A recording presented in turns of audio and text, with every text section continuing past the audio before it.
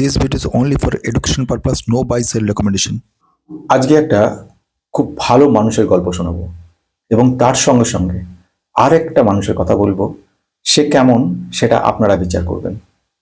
ব্যাপারটা আসছে portfolio analysis নিয়ে। পোর্টফোলিও অ্যানালিসিসের জন্য যে মানুষের কথা বলতে চলেছি, সেই মানুষটার সম্পর্কে যদি দুটো কথা না বলি তাহলে কিন্তু সেটা খুব অন্যায় কাজ হবে। আমি যার কথা বলতে চলেছি বুদ্ধদেব সেন। বুদ্ধদেব সেন কিন্তু অনেক দিনের আমার একজন সাবস্ক্রাইবার, মেম্বার। কিন্তু এসবের উপরে যেটা রয়েছে সেটা হচ্ছে ধৈর্য। অসম্ভব ধৈর্য ধরে আমার সঙ্গে রয়ে গেছে। এমন কত মাস গেছে, মাস। আমার মেল আমি কতবার আমাকে কোশ্চেন করেছে, উত্তর পাইনি। আমাকে মেল করেছে বহুবার, কিন্তু তার উত্তর পাইনি। তাও ধৈর্য ধরে বসছিল।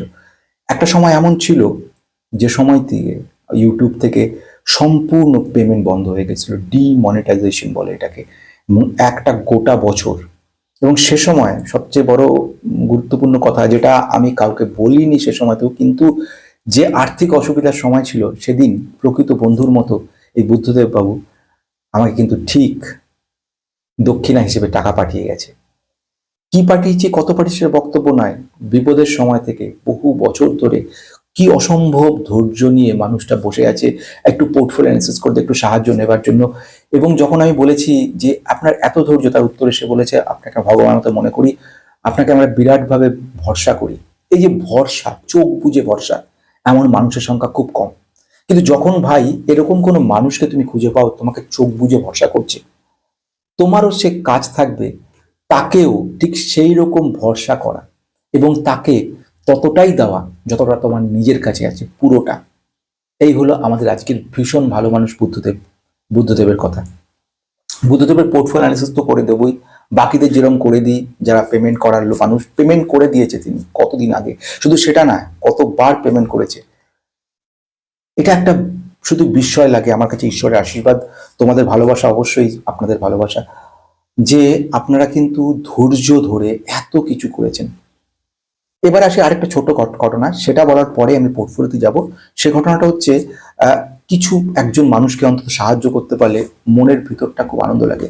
একটা খুব আর্থিক খারাপ সিচুয়েশন থেকে উঠে আসা একটা মানুষ যখন একটা মানুষকে সামান্য কিছু দিয়ে সাহায্য করে, অতি সামান্য, তখন তার ভিতরে সাহায্য করছে যখন একটা আনন্দ জাগে। সে আনন্দটা কিন্তু কোনো কিছু দিয়ে প্রকাশ করা যায় না। এবার দেওয়ার মধ্যে কি আছে, টাকা তো কমন জিনিস, কিন্তু যদি এমন কিছু দেওয়া যায়, একটা বই কিংবা একটা সাহায্য, তাহলে কেমন হয় সেটা। সেই ব্যাপারটা মনে রেখে একটার পর একটা বই আমি দিয়ে গেছি অনেককে। কিন্তু সব থেকে বড় ব্যাপারটার মধ্যে লাগে সেটা হচ্ছে এই বইটা দেওয়াটা, মানে একটা বই চয়েস করা, সেই বইটা একজনের জন্য ঠিক করে দেওয়া, তার প্যাকেজিং করা, সেটাকে নিয়ে গিয়ে পোস্ট করা, সে ইন্ডিয়ান পোস্টই হোক বা কুরিয়ার হোক, সেখানে পোস্ট করা, ঠিকানা লেখা, আমার ঠিকানা তৈরি করা, বা সমস্ত কিছু করে যখন দেওয়া হয় সেটা সম্পূর্ণ ডিপেন্ড করে নিজের সমস্ত কাজের পরে। তার জন্য লাগে ধৈর্য অনেকটা। এবারের জন্য যে বইটা ঠিক করেছি, দুর্দান্ত বই, বেশ দামি বই। এই বইটা কিন্তু অসাধারণ বই। এই একটা বইও আমি দিয়ে দেবো একজন কাউকে, কিন্তু এটা তো সম্ভব না সবাইকে দেওয়া। এবং বইটার দামও রয়েছে 600 টাকার ওপরে, বইটার দাম রয়েছে। চেষ্টা করি বইটা যখন একজন মানুষকে দিই এবং সে সুবিধাটা পায়, খুশি হয়। অলরেডি কিন্তু এরকম ব্যাপার করে গেছে। কিন্তু যে অসাধারণ, আমাদের অসাধারণ যে মানুষটার কথা বলবো, তার মানুষটার নাম বলবো না, মানুষটার দুটো কথা বলে আমাদের কাজ শুরু করব। সেই মানুষটাকে যখন আমি বইয়ের কথা বলেছিলাম, ও একটা মেল করেছিল এবং সেই মেলের মধ্যে ও সুন্দর করে বেশ কথা বলেছিল। আমি একটুখানি ওনার লেখাটা বলার লোভ সম্বরণ করতে পারলাম না। উনি লিখেছেন, বই পাঠাবেন বলে অ্যাডভার্টাইজমেন্ট দিলেন, কথাটা কাউকে পাঠালেন কিনা জানা গেল না। আমিও করেছিলাম, পেলাম না। অদ্ভুত ব্যাপার, মানে এটা একটা অ্যাডভার্টাইজমেন্ট হয়ে মনে করেছে। এবং এমনও মানুষ রয়েছে পৃথিবীতে যে ব্যাপারটাকে অ্যাডভার্টাইজমেন্ট, সেই জন্য আমি লিখেছিলাম যে এটাকে যারা অ্যাডভার্টাইজমেন্ট মনে করে তাদের পাওয়ার কথা নয়, আর যারা এটাকে আশীর্বাদ মনে করে তাহলে তাদের কাছে তাদের বইয়ে কিন্তু তার টেবিলে ঠিক পৌঁছে যায়। তার উত্তরে যেটা লিখেছে, আপনি যদি আগে থেকে ঠিক করে মানুষকে দেন তাহলে এখন আমি অ্যাডভার্টাইজমেন্টই ভাববো। আপনার কাছে মনে হয় আমি প্রথম ইমেল করেছিলাম, খুলে দেখে নিন। অবশ্যই আমার টেবিলে রাখবো বলেই মনে করেছিলাম, কিন্তু এখন আপনার হাবভাব থেকে মনে হচ্ছে না দিয়ে ভালোই করেছেন। অভদ্র মানুষদের জিনিস নিজের জীবনে না রাখাই উচিত।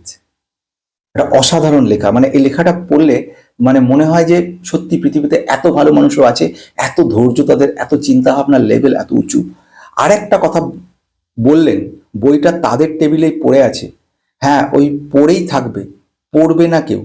আমার টেবিলে কোনো বই পড়ে থাকে না, পড়ে শেষ করি। ভালো থাকবেন, সুস্থ থাকবেন, ঈশ্বর মঙ্গল করুক। তারপরে আবারও উনি লিখেছেন আরেকটা শেষ কথা, বই কেনার আমারও ক্ষমতা আছে, কিন্তু আমি ইমেলে বলেছিলাম দেখবেন উপহার, আর উপহার আশা করেছিলাম বলি এতদিন পরেও সেটার জন্য আপনার কাছে চাইলাম। আপনার মনোভাব দেখে বুঝলাম আপনি আমার মতো মানুষদের ভিখারি ভাবছেন। ভাবুন, ভাবনার উন্নতি হোক। তো এই হলো আমাদের একজন বন্ধু। তার নাম আমি বলবো না, কারণ নামটা বড় ফ্যাক্টর নয়, ফ্যাক্টরটা হলো মানসিকতা। এমন মানুষও পৃথিবীতে রয়েছে যে ব্যাপারটাকে কেমন জটিল করছে, কেমন ব্যাপারটার মধ্যে থেকে চিন্তা ভাবনা রয়েছে, যে সেটা তার উপরে ছেড়ে দিলাম। কিন্তু এই বলে নেগেটিভ বিষয় নিয়ে শেষ করব না, শুধু শেষ করব পজিটিভ ব্যাপার নিয়ে। সেটা হচ্ছে আমাদের প্রিয় বন্ধুর কথা নিয়ে, বুদ্ধদেব বাবু। 3,08,000 টাকা, 3,08,000 টাকা উনি কিন্তু ইনভেস্ট করেছেন এই মার্কেটে। খুব রিটার্ন কিচ্ছু আশা করি না, তাও 11% মতো রিটার্ন কিন্তু উনি পাচ্ছেন, এবং 3,42,000 টাকা মোটামুটি চলে এসছে ওনার টাকাটা। বেশ, এবারে ওনার বক্তব্য হচ্ছে কোন কোন স্টক উনি রেখেছেন। সুপার সব স্টকগুলোকে উনি রেখেছেন, এবং যখনই মার্কেট উঠবে তখনই আমরা দেখতে পারবো যে স্টকগুলো দারুণ। প্রথম স্টক হচ্ছে 1 নম্বরে অটো সেক্টরের মধ্যে উনি রেখেছে গ্যাব্রিয়ালকে। আশা করি উনি ভালো রিটার্নই পাচ্ছেন এটা থেকে। 2 নম্বরে উনি কিন্তু এই সেক্টরের মধ্যে, অটো সেক্টরের আরেকটা কোম্পানি টাটা মোটরসকে রেখেছে। টাটা মোটরস আমরা জানি দুটো ভাগ হয়ে গেছে, তো যাই হোক টাটা মোটরসকে উনি এখানে রেখে দিয়েছে। টাটা মোটরসের যে কমার্শিয়াল ভেহিকলস, পাবলিক ভেহিকলস সব রয়েছে, সব মিলিয়ে মিশে ইনি এই সেক্টরে মোটামুটি ওনার ইনভেস্টমেন্ট রয়েছে 20,000 টাকার কাছাকাছি এখানে ইনভেস্ট করেছেন। সেকেন্ড যে সেক্টরটা কথা বলবো সেটা হচ্ছে ডিফেন্স সেক্টর। উনি ডিফেন্স সেক্টরে ইনভেস্ট করেছে। ডিফেন্স সেক্টরে উনি ইনভেস্ট করেছেন এমটার টেকনোলজি, একটা অসাধারণ কোম্পানি। কেন অসাধারণ বলছি, কোম্পানিটা বহুকাল আগে থেকে কোম্পানির কথা বলেছিলাম, এবং একটা সময় সত্যি হতাশা এসেছিল মানুষের মধ্যে যে এই কোম্পানিটা বোধহয় আর উঠবে না, এই কোম্পানি কোনো চেঞ্জ নেই। বরঞ্চ ম্যানেজমেন্টের তরফ থেকে কিছু পজিটিভ খবর বললেও ম্যানেজমেন্ট নিজে কিন্তু সেল করে যাচ্ছিল। এটা থেকে একটা টেনশন জায়গা তৈরি হচ্ছিল, কিন্তু ব্যাপারটা পুরো ছিল না। কিছু পজিটিভ খবরও ছিল, যেমন ক্রায়োজেনিক ইঞ্জিন, কিংবা ইসরোর সঙ্গে কাজকর্ম, ডিআরডিওর সঙ্গে কাজকর্ম, সেই সুবাদে কাজকর্ম চলছে। মার্কেট কি করে, বাজারটা সবসময় আমাদের কিন্তু ভবিষ্যতে চিন্তা করে আজকে বাড়ায়। আজকে বেড়েছে মানে আজকে বিরাট কিছু তা নয়। ক্লিন এনার্জি কথা বলি, গ্রিন এনার্জির কথা বলি, এর সঙ্গে সঙ্গে যদি বলি এমটারের সাথে সাথে সেকেন্ড যে কোম্পানিটা কথা বলবো সেটা হচ্ছে ভারত ইলেকট্রনিক লিমিটেড, অর্থাৎ বিইএল। এই ভারত ইলেকট্রনিক লিমিটেড একটা অসাধারণ কোম্পানি। এই যে কোম্পানি বলছি অসাধারণ, এই মুহূর্তে দেখে মনে হচ্ছে এমন কি দেখলেন যেটা দেখে আপনার অসাধারণ বলে মনে হলো। তার উত্তর যদি খুব ছোট করে বলি, কোম্পানি যে কাজগুলো করে যদি একটু আপনারা পড়েন, সময় তো কম, আমি সবকিছু বলতে পারছি না, কিন্তু এইটা যদি একটু দেখে নেন তাহলে আপনারা বুঝতে পারবেন যে কোম্পানিটা ভবিষ্যতে কতটা ভালো করতে পারে। আসা যাক পরের দিকে। আমি যে কথা বলছি সেটা হচ্ছে বিইএসএস, ব্যাটারি এনার্জি সিস্টেম সার্ভিসেস উপর কাজ করা কোম্পানি। ব্যাটারি এনার্জি মানে এটা একটা খুব বড় সেক্টর। এই সেক্টরের ফিউচার যে পোটেনশিয়াল ক্যাপাবিলিটি খুব বড়। ডেটা সেন্টারের যে এনার্জি ব্যাপারটা এটা দেখছে বিইএসএস। শুধু এখানে ক্ষান্ত নয়, সোলার এনার্জি থেকে প্রিজার্ভেশন করা, এর জন্য সোলার সেল, যে কোনো সেলে কাজ হয় না, সোলার সেল, এবং তার জন্য যে স্পেশাল লিথিয়াম আয়ন ব্যাটারি, এছাড়া ফসফেট, তো এই ধরনের গুলো যে রিসার্চ এরপর যে কাজকর্ম সেগুলো কিন্তু এই কোম্পানিগুলো করছে। এই কোম্পানির মধ্যে এক্সাইড ইন্ডাস্ট্রিজকে ও কিনে রেখেছে, ভালো কাজ করেছে। আমি যাবো পরের দিকে, রেলওয়ে সেক্টরের দিকে। রেলওয়ের মধ্যে আরভিএনএল কে রেখে দিয়েছে, বেশ 20খানা টোটাল স্টককেও কিন্তু রেখেছে, ভালো কথা। আমি যাব এর পরবর্তীকালে এছাড়ার মধ্যে একটা কথা বলার রয়েছে, সেটা হচ্ছে fast moving consumer good sector বা এফএমসিজি। এফএমসিজির মধ্যে যে দুটো কোম্পানিকেও রেখেছে, প্রথম যে কোম্পানিটার কথা বলবো সেটা হচ্ছে হিন্দুস্তান ফুডস। হিন্দুস্তান ফুডস নিয়ে বহুবার আগে বলেছি, যারা আমার পুরনো তারা তোমরা ভালো করে জানো, নতুন যারা তাদের জন্য এই মুহূর্তে বলার এখন সময় নেই, কারণ বলতে গেলে অনেক কিছু বলতে হবে। হিন্দুস্তান ফুডস এর পোটেনশিয়াল ক্যাপাবিলিটি খুব ভালো রয়েছে, শুধু এইটুকু বলা যায়। কিন্তু যেটা এর পেছনে আর অনেকগুলো ব্যাপার রয়েছে। কন্ট্রাক্ট ম্যানেজমেন্ট যে কাজকর্ম সেগুলো করে, এবং কন্ট্রাক্ট ম্যানেজমেন্ট মানে হচ্ছে এমন ধরনের কিছু কোম্পানি যে কোম্পানিগুলো এখন আস্তে আস্তে উদ্ভব হচ্ছে। প্রথম কোম্পানি হিন্দুস্তান ফুডসই ছিল, অন্য অন্য কোম্পানি প্রোডাক্টগুলোকে এরা নিজেরা, যেরকম পার্সোনাল কেয়ার যে প্রোডাক্টগুলো কিংবা লেদার প্রোডাক্ট, শু, বেল্ট এটসেট্রা, তারপরে আদার যে সমস্ত বেভারেজগুলো আছে সেগুলোর সমস্তগুলো বড় কোম্পানি ব্র্যান্ড থেকে ওরা নিচ্ছে, নিয়ে নিজেরা প্রসেস করছে, করে ব্র্যান্ডেড স্টিকার দিচ্ছে বা দিচ্ছে, কোয়ালিটি চেকিং হচ্ছে, তারপর ব্র্যান্ডকে দিয়ে দিচ্ছে। এটাতে ভালো প্রফিটেবল বিজনেস ছিল। কম্পিটিশন রিসেন্টলি বেড়েছে। সেকেন্ড ও রেখেছে ভিবিএল কে রেখেছে। ভিবিএল কে নিয়ে বরুণ বেভারেজ লিমিটেড, দুর্দান্ত কোম্পানি। হ্যাঁ, বর্তমানে গোটা ফাস্ট মুভিং কনজিউমার গুডস যেখানে পড়ে যাচ্ছে, এই কোম্পানির কাছ থেকে খুব বেশি আশা কিছু করা যাবে না।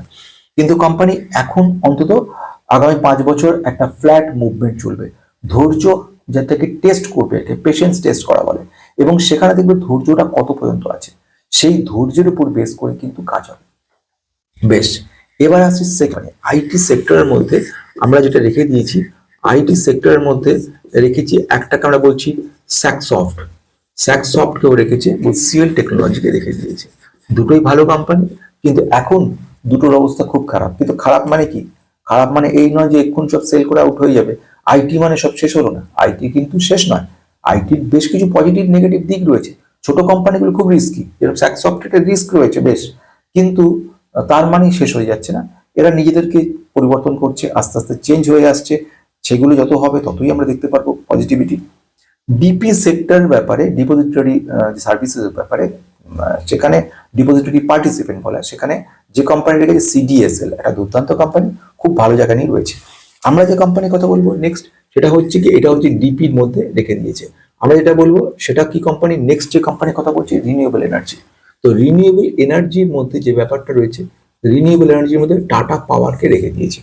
টাটা পাওয়ার একটা দুর্দান্ত কোম্পানি, কিন্তু দুর্দান্ত মানে বিরাট রিটার্ন দেবে, চমক দেবে, রাতারাতি বড়লোক করে দেবে, ব্যাপারগুলো কিচ্ছু না।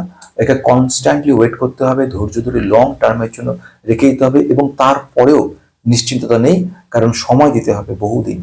তাও রিটার্ন মানে বিরাট চমক কিছু হবে না। লার্জ ক্যাপ কোম্পানি, একটা সময় ধরে আস্তে আস্তে রিটার্ন হবে। নেক্সট আমি যদি চলে আসি, এটা হচ্ছে ব্যাংকিং সেক্টর। ব্যাংকিং সেক্টরের মধ্যে যে দুটোকে রেখে দিয়েছে, একটাকে বলছি এইচডিএফসি, আরেকটা হচ্ছে আইডিএফসি ফার্স্ট ব্যাংক। দুটোর ক্ষেত্রেই যথেষ্ট ভালো, কিন্তু ওই যে বললাম, ব্যাংকিং সেক্টরের ক্ষেত্রে বেশ কিছু বড় বড় হার্ডেল সামনে দাঁড়িয়ে রয়েছে, বাধা সামনে আছে। যেমন প্রথম বাধার কথা যদি বলি, সেটা হচ্ছে কি NPA, non performing assets. Second যে ব্যাপার, সেটা হচ্ছে লিকুইডিটি প্রবলেম। এই দুটোর জন্য রিজার্ভ ব্যাংক অফ ইন্ডিয়া প্রচুরভাবে চেষ্টা করে চলেছে। প্রথম হচ্ছে সেটা নন পারফর্মিং অ্যাসেটস, সেটা কিন্তু এইচডিএফসি কিছুটা রিকভার করলেও আইডিএফসি ফার্স্ট ব্যাংকের ক্ষেত্রে কিন্তু বড় বাধা রয়ে গেছে এনপিএটা। এনপিএ পার্সেন্টেজ স্ট্যান্ডার্ডের থেকে বেশি হয়ে গেছে, এবং কারের পরিমাণ, ক্যাপিটাল অ্যাডিকুয়েসি রেশিও, সেগুলো কিন্তু অতটা এফিসিয়েন্ট নয়। আমি বলতে চলেছি আইডিএফসি ফার্স্ট ব্যাংকের কথা। কিন্তু এইচডিএফসি কিন্তু দুটো সাইড থেকে যথেষ্ট স্ট্রং রয়েছে, এবং ভবিষ্যতে কিন্তু ভালো একটা করবে। এদের যে লোন দেয় এইচডিএফসি, সেগুলো কিন্তু ছোট লোন ম্যাক্সিমাম, বড় লোনের সঙ্গে কম, ফলে একটা রিকভারি মানে এনপিএ তুলনামূলকভাবে কম হয়। এটা হয়ে গেল এই পর্যন্ত। এবারে আমি নেক্সট পার্টের দিকে যাব, সেটা ইন্টারেস্টিং, সেটা হচ্ছে কেমিক্যাল সেক্টর। কেমিক্যাল সেক্টরের মধ্যে যেটা ওনে রেখে দিয়েছেন, সেটা হচ্ছে দীপক নাইট্রেটকে রেখেছে, আরটা হচ্ছে এফসিএল কে রেখেছে, ফিনোটেক্স কেমিক্যাল লিমিটেড। দুটোই ভালো, কিন্তু সময় লাগবে। একটা এমন সময় পর্যন্ত থাকতে হবে যেটা কিনা ধৈর্য ধরে অপেক্ষা করতে হবে। সবই লসে রয়েছে, কিন্তু যখন লাভ দেবে তখন দেখতে পারবেন এটা কত সুবিধা হয়। দীপক নাইট্রেট কিন্তু, যাকে আমি বলছি, প্রচুরভাবে ক্যাপিটাল এক্সপেন্ডিচার করছে। ক্যাপিটাল এক্সপেন্ডিচার কি, সে বলতে গেলে এখন একটা ভিডিও 1 ঘন্টায় চলে যাবে, কারণ অনেক অনেক বিষয়গুলো বাইপাস করে যেতে হচ্ছে। মোটমাট এদের মধ্যে future potential capability very good. আমার কনভিকশন যেটা রয়েছে, I think the company having huge potential capability give you a very good return in future, but you should have to hold at least 5 to 7 years to get a good, very good return. So এমন অবস্থা তোমার দাঁড়িয়েছে, তুমি এখন যদি বিক্রি করতে, তোমাকে লসে বিক্রি করে বেরোতে হবে। হয়ে গেল এই ব্যাপারটা। নেক্সট ব্যাপারের দিকে যাবো, সেটা হচ্ছে ডেটা সেন্টার। ডেটা সেন্টার ব্যাপারে কিন্তু যে কোম্পানিটার কথা বলবো, অনন্তরাজ। অনন্তরাজের সময় লাগবে, কিন্তু পোটেনশিয়াল ক্যাপাবিলিটি খুব ভালো রয়েছে। ক্যাপাবিলিটি অনেক ভালো থাকার প্রথম কারণ হচ্ছে এদের কিন্তু জমি নিয়ে কাজ করতো, রিয়েল এস্টেটের বিজনেস ছিল। সেখান থেকে এরা কিন্তু নয়ডা কিংবা আমাদের এই দিকে মাইসোর, দিল্লি, বেশ কিছু জায়গাতে, মহারাষ্ট্রে এরা অনেকটা করে জমি রয়েছে। তার মধ্যে এরা এখন কি করছে, ডেটা সেন্টার ইনফ্রাস্ট্রাকচার গোটাটা কিন্তু ইনস্টলেশনে কাজকর্ম এরা করছে। এরা এদের মধ্যে বেশ কিছু কাজ চলছে, যেটার, যাকে বলে ভবিষ্যতে একটা ভালো জায়গা তৈরি করতে পারে। আমি এবারে বলবো লাস্ট কথা, সেটা হচ্ছে সেমিকন্ডাক্টর সেক্টর। বা এই সেমিকন্ডাক্টর সেক্টরের মধ্যে যে কোম্পানিটাকে নিয়ে রেখেছে সেই কোম্পানি কিন্তু খুব বড় প্রশ্ন চিহ্ন রয়েছে। কোম্পানিটার নাম হচ্ছে সায়ান্ট ডিএলএম। সায়ান্ট ডিএলএম কে একদিকে আমি সেমিকন্ডাক্টর বলতে পারি, অন্যদিকে আমি বলতে পারি কি এই কোম্পানিটা ইএমএস সেক্টরের কোম্পানি। ডিএলএম, সায়ান্ট ডিএলএম যেরকম কাজ করছে সেমিকন্ডাক্টরের, যাকে আমরা বলছি ওস্যাট লেভেলের কাজকর্মগুলো, টেস্টিং লেভেল বা অ্যাসেম্বলি লেভেলের কাজকর্মগুলো করছে। অপরপক্ষে যে কাজটা করছে সেটা খুব interesting, electronic manufacturing services, printed circuit board, design related কাজকর্ম, এই কাজটাও কিন্তু করছে। সায়ান্ট ডিএলএম এর সায়ান্ট সেমিকন বলে একটা সিস্টেম কনসার্ন আছে, তারা কিন্তু দেখছে এই টোটাল সেমিকন্ডাক্টর ওয়েলটিভি ব্যাপারটা। আর সায়ান্ট নিজে যেটা দেখছে সেটা কিন্তু টোটালি, যেটা আমি বলবো, ইএমএস রিলেটেড কাজকর্মগুলো। এটা হয়ে গেল ব্যাপার। ডিজাইন লিঙ্ক যে ম্যানেজমেন্ট বা ডিএলএম, তার উপরে কাজকর্ম করছে, মানে এটা একটা ভালো স্কোপ রয়েছে ভবিষ্যতে। কিন্তু যেমন ভাবে কোম্পানির পেটাও কম রয়েছে, তেমনি ভাবে কোনো রিটার্ন কোম্পানি কিন্তু দেয়নি। তার মানে দুটো হতে পারে, হয় এটা ফ্ল্যাট মুভমেন্ট করবে বছরখানেক, আর দ্বিতীয় ব্যাপার সেটা হবে এটা একটা দারুণ রিটার্ন দিতে পারে। কিন্তু তার মানে যে বললাম, ডাইভার্সিফিকেশন সবসময় জরুরি। ওভার ডাইভার্সিফিকেশন যেমন দরকার নয়, ঠিক তেমন ভাবে বেশি স্টক কোনো একটা সেক্টরে নিয়ে রাখা মানে ভবিষ্যতে সেটা কিন্তু বিরাট বড় প্রবলেম তৈরি করতে পারে। তাহলে বুদ্ধদেব, তোমার ব্যাপারটাকে, আপনার ব্যাপারটাকে আমি করে দিলাম। এর মধ্যে থেকে তিনটে অ্যাডভাইস করবো। এক নম্বর হচ্ছে রেলওয়ে সেক্টরের স্টক বাড়াতে হবে, আইআরএফসির কথা আমি বলতে পারি, বা এই ধরনের স্টকের কথা আমি বলতে পারি যেটা আরভিএন এর সঙ্গে ভালোভাবে কাজ করবে। দ্বিতীয়ত রিনিউয়েবল টাটা পাওয়ারে রাখা হয়েছে, আমার মতে আইআরইডিএও কিন্তু খুব ভালো রয়েছে। No buy or sell recommendation. This is only for education purpose. Before investing, please consult yourself or your advisor. Past period cannot guarantee future performances. Second one আমি যেটা বলবো সেটা হচ্ছে, অর্থাৎ 3 নম্বর পয়েন্ট, সেটা হচ্ছে আমি কি বলছিলাম, ইনফ্রাস্ট্রাকচারে কিন্তু কোনো কোম্পানি তোমার কাছে নেই। যদিও তুমি 12টা সেক্টর রেখেছো, 20টা কোম্পানি, মানে অনেকটা ছড়ানো রয়েছে, তবুও আমি তোমাকে বলবো ইনফ্রাস্ট্রাকচারের মধ্যে লার্সেন অ্যান্ড টুব্রো তোমাকে কিন্তু একটা বড় সময়, মোটামুটি বড় কিছু নয় কিন্তু একটা মিড লেভেলের ডিভিডেন্ডও দিয়ে যাবে এবং সঙ্গে সঙ্গে একটা কাজও করে যাবে। এই জন্য লার্সেন অ্যান্ড টুব্রোর কথা বললাম। এর মধ্যে কোনো কিছু কিন্তু বাদ দেওয়ার মতো নয়, কারণ কোম্পানিগুলো যথেষ্ট ভালো রয়েছে। রেলওয়ে সেক্টরে অ্যাড করতে বললাম, সেকেন্ড ওয়ান রিনিউয়েবল সেক্টরে অ্যাড করতে বললাম, 3 নাম্বার ইনফ্রাস্ট্রাকচারে একটা অ্যাড করতে বললাম। ঠিক এইটাই, মানে তুমি অ্যাডের মধ্যে মানে 21টা স্টকে তোমার দাঁড়ালো, এর বেশি কিন্তু একটিও নয়। যদি কেনো আমার কাছ থেকে অবশ্যই মেল করে জানাবে, যদি সেল করো আমাকে জানাবে। যদি ভবিষ্যতে কখনো আমি দেখি বা জানি, যেটা তোমার ক্ষেত্রে কখনোই আমি এক্সপেক্ট করিই না, যে মানুষ এভাবে আমাকে বিশ্বাস করে, এভাবে আমাকে কনস্ট্যান্টলি সাপোর্ট দিয়ে যায়। সবচেয়ে বড় হচ্ছে সেসব বন্ধুদের মানুষ মনে রাখে যারা সাপোর্ট দেয়।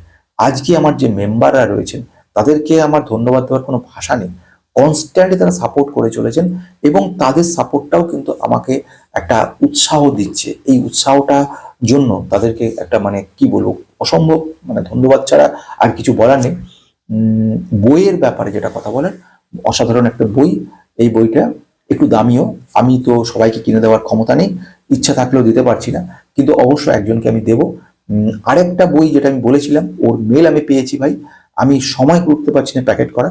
আর আমাদের সবচেয়ে বড় বিখ্যাত মানুষটি তো এতই ধৈর্য তার, ওই জন্যই বললাম শুরুতে যে একজনের কথা বলবো ভালো মানুষ, আরেকজন অতি ভালো মানুষ। ভালো মানুষ যিনি, তিনি ধৈর্য ধরে বছরের পর বছর অপেক্ষা করছে কবে আমি একটা এই উত্তর দেবো ওর মেলের, আর কি কবে আমি তৈরি করে দেবো। পেন ড্রাইভ ওকে দিয়েছি, পেন ড্রাইভ আরেকজন চেয়েছিল, তাকে পেন ড্রাইভ পাঠিয়ে দিয়েছি, দয়া করে একবার জানিও যে পেন ড্রাইভটা পেয়ে গেলে। তাহলে এইটা হলো ব্যাপার। আর একটা ব্যাপার কি দাঁড়ালো, একজনকে বই দেবো, অলরেডি প্যাকেট হয়ে গেছে, বইটা হয়তো 2-3 দিনের মধ্যে আমি পাঠিয়ে দেবো, পোস্ট করে দেবো। তৃতীয়ত হচ্ছে, এই যে বইটা দিচ্ছি মানে কোনো অ্যাডভার্টাইজমেন্ট নয়, কোনো স্পেসিমেন কপি না। একজন স্পেসিমেন কপির কথাও বলেছিলেন, এটা সেটা নয়। একদম নিজের গাটের পয়সা খরচা করে কিনি এবং দেওয়ার পরে যখন উত্তর আসে পেয়েছি, ভালো হয়েছে বা পেয়ে ধন্য হয়েছে বা পেয়ে ভাল লাগলো, এগুলো তো অনেক ওপরের ব্যাপার, এতটা আশাও করি না। কিন্তু পেয়েছি এইটুকু জানলে মনে হয় যে হয়তো কাউকে, একটা দিন এমন ছিল আমার জীবনে যেদিন আমি কখনো, আমার বই পড়াটা ছিল আমার কাছে একটা বিরাট ব্যাপার, কারণ বই কেনার টাকাও খুব বেশি আমার কাছে ছিল না। এইসব বই তো দূরস্থান, এত 600-700 টাকার বই, মানে বিলাসিতা, মানে ভাবাই যায় না। লাইব্রেরি থেকে বই এনে পড়ার চেষ্টা করতাম, অনেক সময় সেই লাইব্রেরির যে পয়সা সেটাও চাপ হয়ে যেত। সেই কারণেই মনের ভিতরে একটা জায়গা রয়েছে, যখন যারা এমন মানুষ রয়েছেন যারা একটু আর্থিক অসুবিধা রয়েছেন, বা এমনভাবে খুব উৎসাহ বই পড়ার কিন্তু কিনতে পারছে না, তাদের জন্য যদি কিছু সাহায্য করতে পারে নিজেকে ধন্য মনে করব। আর এটাকেই এমনও মানুষ পৃথিবীতে দেখুন, সে লিখছে যে এটাকে নাকি ভিখারি টিকারি হেন তেন। মানুষের মানে বুঝে পাই না আমি যে এনিওয়ে, খারাপ বিষয় নিয়ে নয়, আমরা পজিটিভ দিকে তাকাবো। থাকতেই পারে মানুষ এমন, কিন্তু আমি সেদিকে দেখবো কেন?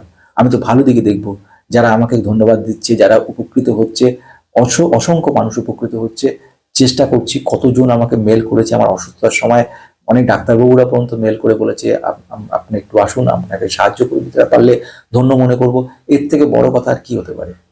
তাদেরকে ধন্যবাদ জানানোর কৃতজ্ঞতা প্রকাশ করার আমার কোনো ভাষা নেই। সবকিছু শেষ করছি, আবার নেক্সটে দেখা হবে।